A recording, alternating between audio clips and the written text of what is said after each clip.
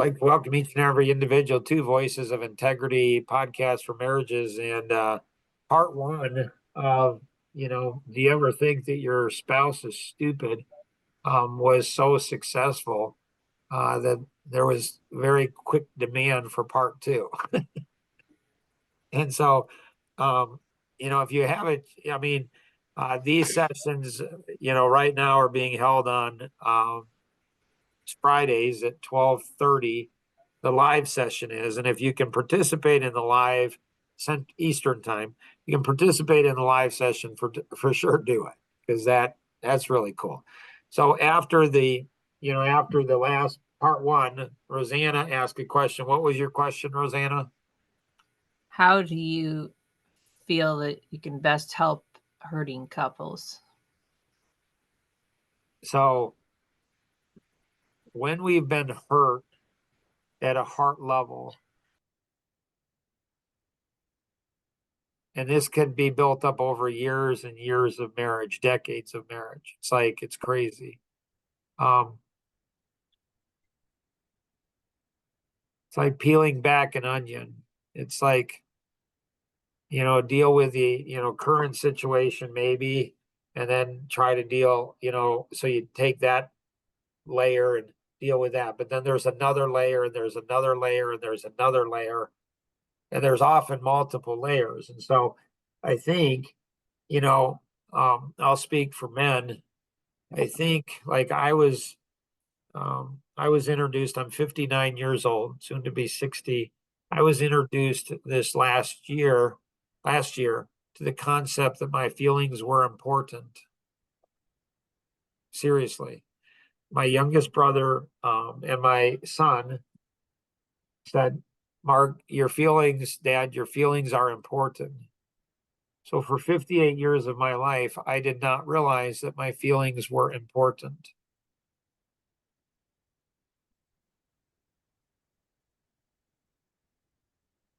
Really? You guys got nothing for that?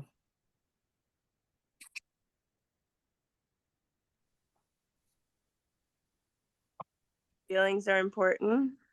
What's that? Your feelings in that are important. They are? Is that a statement or? Well, you asked if we have anything for it. Are your feelings not important? See, I think feelings are very similar to any addiction. The more you focus on your feelings, the more addicted you become to your feelings. And all of a sudden, your feelings just drowned out everything else around you, everybody else's feelings and thoughts. And so feelings reveal a lot, but we think feelings reveal things about other people, when I think the feelings reveal a lot more about ourselves than they do other people. I wonder if the people that said my feelings were important wanted me to be drawn into their world of drama. But people don't want to really know my feelings. They really don't. So, Mark, if you wouldn't have your feelings, do you think you would be married? If I allowed my feelings to control me, I don't think I would.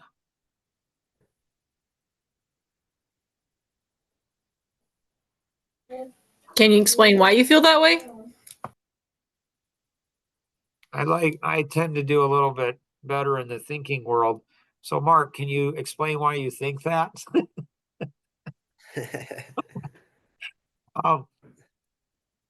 Because feelings are about us. They're always about us. Like the feelings, the very nature of feelings, they're about us. They're my feelings. And so feelings inherently are selfish and self-centered. And so this gets into a little bit of the NC-17, a little bit in the sexual area. And so I remember when our oldest daughter and her husband were married, and they came back from their honeymoon, and physically they were all over each other, which was fine. They're married. It's cool. I can do it. But get a room, for crying out loud. Like, wow. Like, wow. I don't have to see this, like, like in front. And then I said, it's kind of cute. It's kind of cool. As a dad.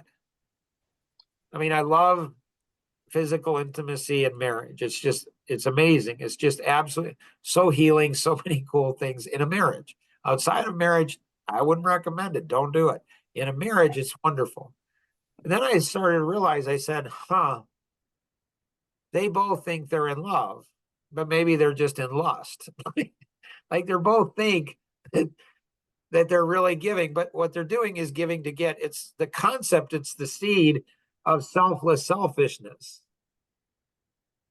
And so when I focus in on my feelings, can I feel my wife's feelings? Can I feel my kids' feelings? I don't know if I can. The more I'm focused on my feelings, not that my feelings aren't important. It's not that they're not important, but when I say they're important, by the very nature, I believe that by me focusing in on my feelings, the more I focus on my feelings, the more addicted I get to my own feelings. And then I figure out I can use my feelings to weaponize it. I can start sharing my feelings like, I'm feeling you're being mean to me. Well, what you're telling me is something I don't want to hear. So all I do is tell you my feelings. I just weaponize my feelings and say, or I say, you're not a safe person. Okay. Okay, that's a feeling you have. So we use our feelings to weaponize things. And then all of a sudden we teach other people, don't tell me the truth, because if you do, I'm going to unleash my feelings on you. So wives, they just like many wives, maybe most wives are like, my husband won't go ahead and share his feelings. Well, I can tell you why. It's not just because of you. Like he was taught, as a little boy, you don't share your feelings. Like if you feel your mom, your sister with women, you don't share your feelings, because if you share your feelings as a man with women, you're gonna lose. You just always will. And you will make their feelings come out more, and they will have a pound of flesh. So if you're a wife and you say, my husband, he doesn't share his feelings, that might be a gift. You might not want your husband to share his feelings, because if he shares his feelings with you, man, is that going to make you mad? Man, is that going to hurt you? Man, is that going to go ahead? Wow. Now you might be saying, well, Mark, are you promoting a husband not sharing his feelings with his wife? I'm just saying, we as husbands learn, you better be really careful in sharing your feelings with your wife. Because man, when you share your feelings, she's going to share her feelings. And her feelings seem to always be more important than your feelings as a husband. That's just what husbands won't say that. But that's what they feel. That's what they feel. Not all husbands all the time. I'm just saying that you just learn as a man, your feelings aren't important. Your wife's are, your kids are. Like everybody's feelings are important, but not yours. And that's not entirely bad, because if you get your feelings, if all of a sudden your feelings are important, then all of a sudden you turn 40 years old or 50 years old. And, I feel that my wife, she's not meeting my needs. I feel that my kids are not thankful and grateful for everything I've done. So I feel, my feelings are this. So that gets, men in their 40s and 50s in a whole bunch of trouble because their feelings. So yes, I would encourage husbands to share your feelings with your wife. Wives, I would be very, very careful with your husbands. They're a lot more sensitive than you think they are. And if they sense that they're hurting you, if they sense that you're going to get mad and angry with them for sharing their feelings, you will shut them down so fast, and they just won't share their feelings. So you won't know what's going on inside of them. Does that help, Elaine, or not so much? Yeah. Other questions?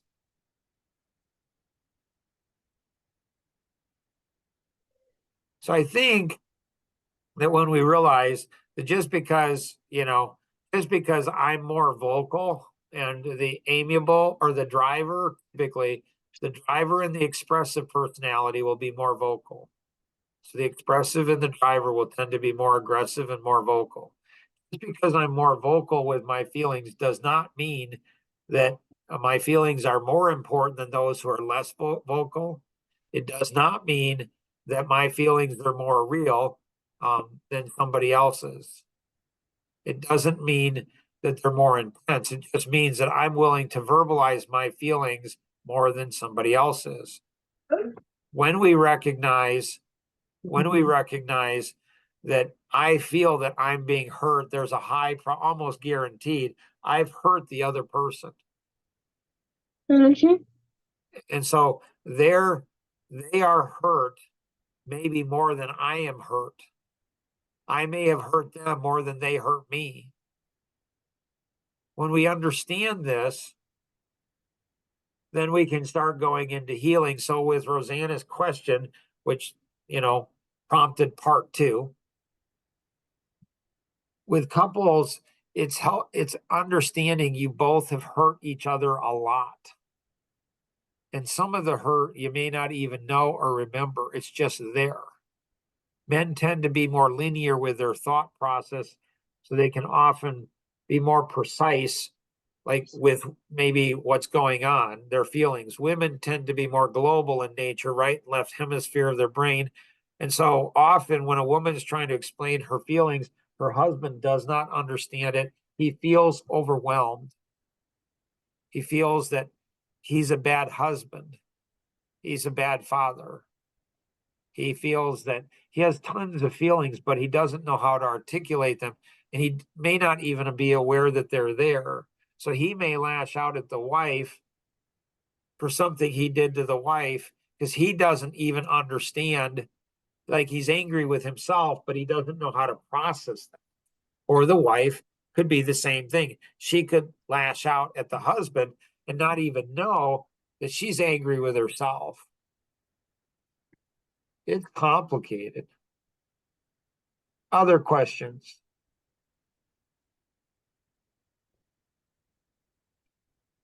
Okay, so in the Life GPS mobile app, you can, click it. It's free. Takes just a couple minutes to register. In there's a relationship balance wheel. So marriage balance wheel. So what you can do is, I think there's 8 things that you can rate 1 to 10 where you're at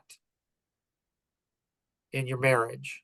So communication, fun, financial, children, intimacy, spiritual. So there's 8 different things in your marriage balance wheel.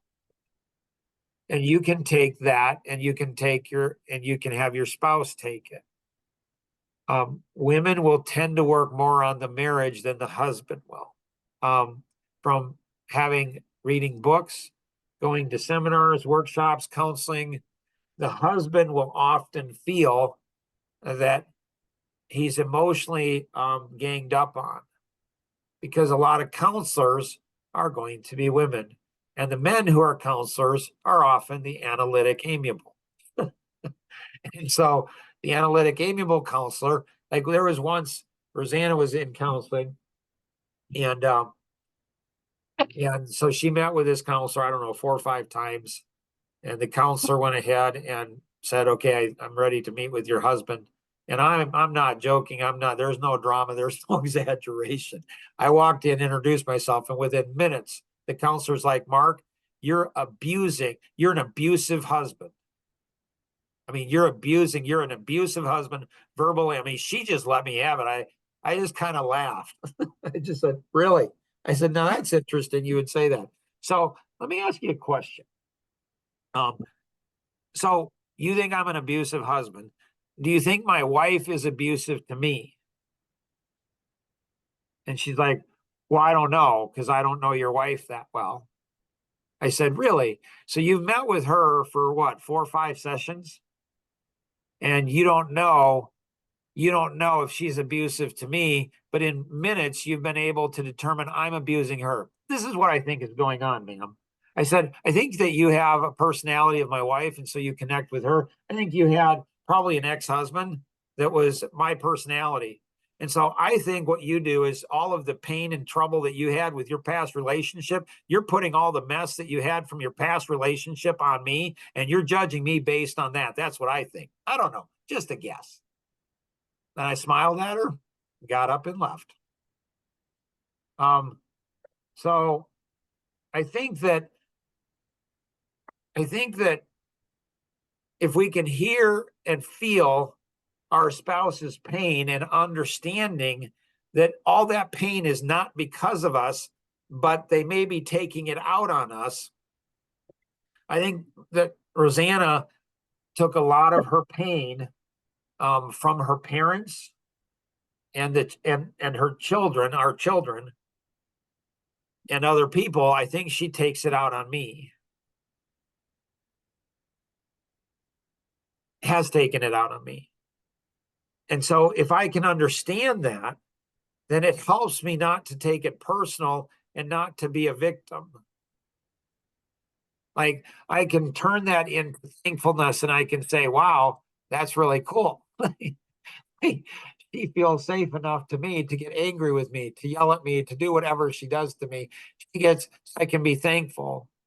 And then understanding I have hurt her, and then taking ownership for that and helping her sort through her pain. Same thing with her. To me, like I'm not like she and my dad, very similar personalities. And so there's baggage she has, there's baggage I have, there's pain she has, there's pain I have. And so a lot of this stuff that's messy in a relationship, in a marriage, there's a lot of stuff that's really messy in the relationship. And we're taking it out on our spouse, but it's actually not, and it's not all their issue. Questions?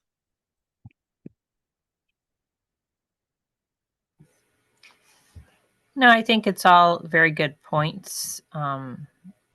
Also understanding if we have more of a self-awareness of ourselves, we may be able to avoid some of more hurt on someone else. Yeah, and I think a lot of people are just lazy. They're just lazy. They could be physically, like my parents. I think both of them worked hard physically their whole life. But I think relationally at times they were lazy, especially my dad. I think the amiable can be lazy. They can have a hard time working hard on relationships. Why? Because they tell people what people want to hear. So everybody tells them they're a nice person. The amiable or the driver, they probably have to just be willing to work hard on relationships because they don't tell people what they want to hear. So when you're not telling people what they want to hear, people don't like you. So you have to work hard on relationships. I think going back to the couple scenario, so I'm a driver analytic, Rosanna's driver, double amiable. So double amiable, some analytic, some expressive, but mostly amiable. So like I told her, when the kids were, teenagers, I said, honey, I'm dying here because I'm always the bad guy.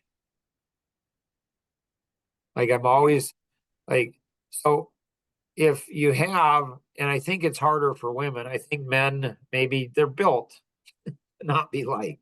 Like, okay, my kids don't like me. You know what? I'm trying to do the best I can. I'm trying to raise them. And so if a husband is an amiable analytic and a wife is an expressive driver, that husband better be very sensitive to make sure that his wife is not having to be the bad cop. I had to do that for years. I still have to do that. I still have to do that with our growing children where, Rosanna is not probably going to tell them anything they don't want to hear. And that's unfortunate. It's unfortunate for her because she's not going to have deep relationships with them. And it's unfortunate for them because they have a mother that can help them out so much, but they've trained her. She's trained them. Just don't be honest. And that's unfortunate. That's sad for everybody. From a feeling perspective, I feel like I'm always the bad parent. If a woman has to do that, I think it's infinitely harder on her. I think that sometimes amiable analytics, moms or dads, men or women, will get the kids on their side. I think that Rosanna did that a lot. And a mom is really powerful when she does it because she feeds them, clothes them. She does so much for them. And when a mom gets the kids on her side and they go against dad, the amount of damage that they do is you can't even imagine it, mostly to the kids. Because when the dad sees something in teenage years, it's not going to be good. If a husband is this and the wife is always having to tell the kids not to do things, stop doing something, you can't eat this, you can't watch this, you can't do this. If a wife has to be always the bad cop, it's like a vampire, it just sucks the very life right out of her. And the husband, maybe he's just being lazy. He doesn't want to deal with the conflict. He doesn't want to deal with the drama. So he just lets his wife do it. He just wants to be praised and said how good dad is. That's not being a good dad. So your kids can think you're a good dad when you're not, or a good mom when you're not. And so anything else that anybody else has. So share this with other people. I'm telling you this stuff. You know, the more I get into it, the more I know about personalities, the more I know I don't know. But when I see patterns, I'm like, holy cow, that's a pattern. And if that doesn't change, this is the destination. This is where it's going to go. So definitely register for it. When you register, have your spouse register as well. And then both go in. There's a life balance wheel. I think there's a career balance wheel. And then there's a relationship, a marriage balance wheel. So what you're doing is, where are you at? 1 to 10, where are you at? And where would you like to be at? So in fun, if I'm at a marriage of I think it's a 3. And where do you want it to be? Well, I might be okay with a 3. Okay. But if your spouse wants it to be a 10, if you're both miserable, that's good. Well, what I mean by that is you're both miserable. What's really, really brutal in a marriage is when the husband or the wife is happy and the other one's not. So if one rates the marriage at a 9 or 10 and the other rates it at a 2 or 3, that is a dangerous marriage. Why? Because the one that rates it at a 9 or 10 is getting everything that they want from the marriage. They often are self-righteous. They think they're the more godly, like, I'm more content. No, you're just better at training your spouse to give you what you want. And you're getting what you want, but you're not giving to your husband or wife what they want. And it's just brutal because one's happy and the other one's not. So if you're both unhappy, awesome. Like, that's great. Like, okay, so then you can work on that together. If you have any questions on anything we covered, connect with the individual who invited you to participate in today's session, or you can call toll free 888-230-2300, outside the US 630-393-9909. And always remember, we can accomplish so much more together than we ever could on our own. Have an amazing day. Bye-bye.